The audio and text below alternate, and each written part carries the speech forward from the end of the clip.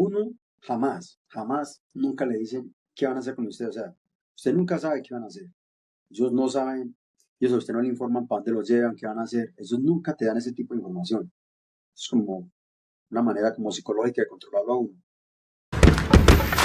Alexander, gracias por acompañarnos en el programa En qué pasó con lo que pasó para contarnos tu historia. Sé que nos acompañas desde Medellín, Colombia, donde llegaste hace pocos días después de ser deportado de Estados Unidos. Pero antes de que me cuentes esa odisea, ese proceso que debió ser bastante complejo y complicado, ¿por qué no compartes con nosotros tu historia?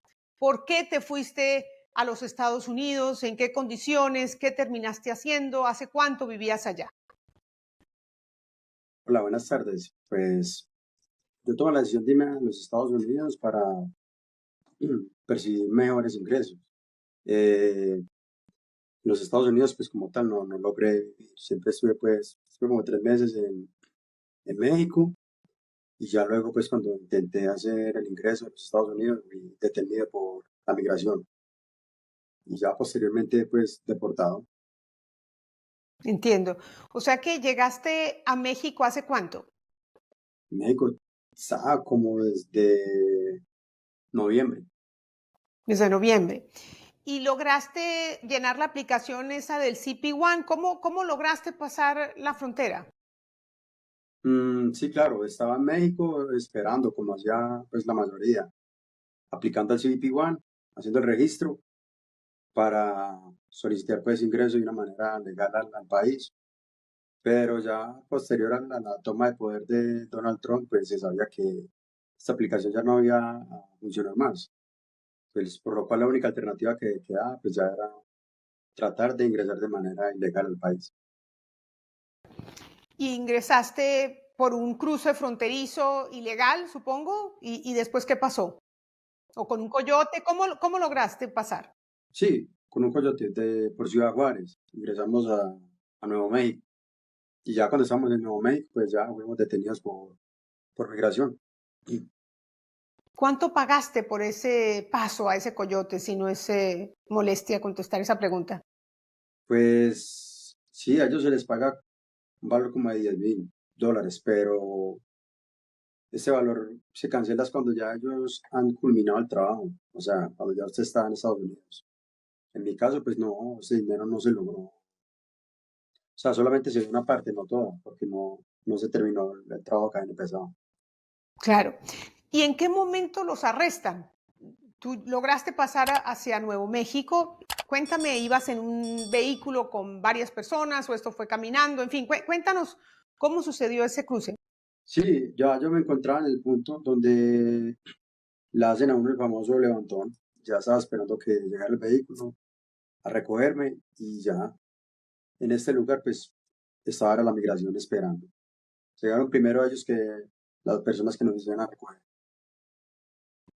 O sea, tenías que esperar a los coyotes que te iban a mandar un vehículo para recogerte, para pasarte a buscar y llevarte, bueno, a otro punto, pero en ese lugar estaba inmigración. Ahí te detuvieron. ¿Y qué pasó a partir de ese momento? Pues ellos hacen el procedimiento normal, te detienen, te hacen el chequeo, te revisan que no tengan ningún tipo de armas, te, te hacen quitar los cordones de los zapatos y te trasladan a un centro, se llaman, normalmente le dicen hieleras, que es donde te hacen el chequeo, te toman las huellas, te encierran y ya te dicen que estás en proceso de deportación. Ya uno espera a que le asignen un avión para regresar al país. Pero en el caso mío particular, pues ocurrió algo diferente porque hubo un conflicto del gobierno de Estados Unidos con el gobierno mío. Entonces, este proceso fue un poco diferente a como normalmente lo hacen ellos. Entiendo. Vamos por partes. Bueno, la hielera son estos centros de detención muy fríos, dan unas cobijas, digamos, unas frazadas de aluminio y bueno, la gente se queja del frío intenso allí. ¿Cuántos días permaneciste en ese lugar 12 días, estuve 12 días detenido bajo la custodia del ICE. del ICE? ¿Y qué trato te dieron desde que te detuvieron hasta que te llevaron allí y permaneciste allí? Mm, No, el trato de ellos es un trato digno, es un trato digno. Incluso pues uno ve que los niños los tratan de una manera también muy diferente. Incluso si están solos, les ponen una mamá sustituta. Pues en cuanto a ese trato no hay quejas. Lo único de ellos es cuando van a hacer traslados del personal, que ahí sí pues los amarran como si fueran unos delincuentes de pies, manos y cintura. De resto pues se puede decir que el trato es bien, trato humanitario. Qué bueno. Antes de hablar de tu caso en particular, es decir, que viste muchos niños no acompañados, menores sin sus padres en este lugar.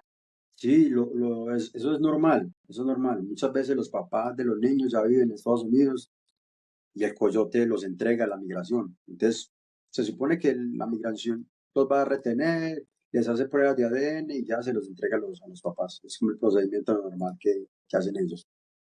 O sea, que en este caso no los deportan a los menores, sino los entregan a sus padres que ya están en Estados Unidos o a sus familiares. Sí, suelen hacer mucho esto, sí. Perfecto. Entonces, después de 12 días, me imagino, dormías en una celda con más personas, un poco cómo eran las condiciones, los dormitorios, los comedores. Cuéntanos un poco eso. Lo que pasa es que estos sitios donde ellos lo tienen a uno son sitios como de transición, no son sitios como tal de detención, son sitios en los que una persona no puede estar más de 21 días, porque la alimentación incluso es una alimentación, pues como digamos informal, no te dan comida como tal preparada, sino que papas, manzanas, es como una comida, por eso no permite que una persona esté más de 21 días en un lugar de esto. Si usted va a pasar más de 21 días, ellos te hacen un traslado a otro centro de detención donde ya las condiciones cambian. Entiendo. O sea que bueno, tú alcanzaste a salir antes, a los 12 días, Alexander. ¿Qué pasó al último día, en el último día que estuviste allí? ¿Cómo te informaron de tu proceso que sería diferente al de los demás deportados o repatriados? Porque bueno, sabemos que finalmente el gobierno colombiano llegó a un acuerdo con el gobierno de Estados Unidos para que sea el gobierno colombiano el que envíe los aviones a buscar a los colombianos y llevarlos de regreso a Colombia. En tu caso, ¿qué pasó en el día 12? Pues, o sea, ellos a uno jamás, nunca le dicen qué van a hacer con usted. O sea, usted nunca sabe qué van a hacer. Ellos no saben, ellos a usted no le informan para dónde los llevan, qué van a hacer. Ellos nunca te dan ese tipo de información. Es como una manera como psicológica de controlarlo a uno.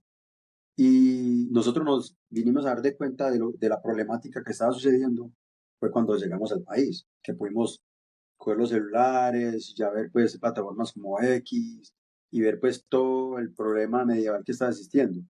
Y nos dimos pues de cuenta pues que había una crisis diplomática demasiado alta, dado que el presidente nuestro no había querido recibir el avión donde iban unos otros colombianos, porque el presidente Donald Trump había dicho pues que nosotros éramos todos unos terroristas y unos delincuentes, lo cual era pues completamente falso, dado que cuando hacen la revisión de las personas éramos 201 personas, ninguno de los que íbamos ahí éramos delincuentes, ni teníamos antecedentes en el país. Incluso en mi caso particular, pues yo soy ingeniero mecatrónico, y otras personas que vienen ahí también son profesionales, abogados y cosas así por el estilo. ¿Qué pasó? ¿Qué pasó con lo que pasó?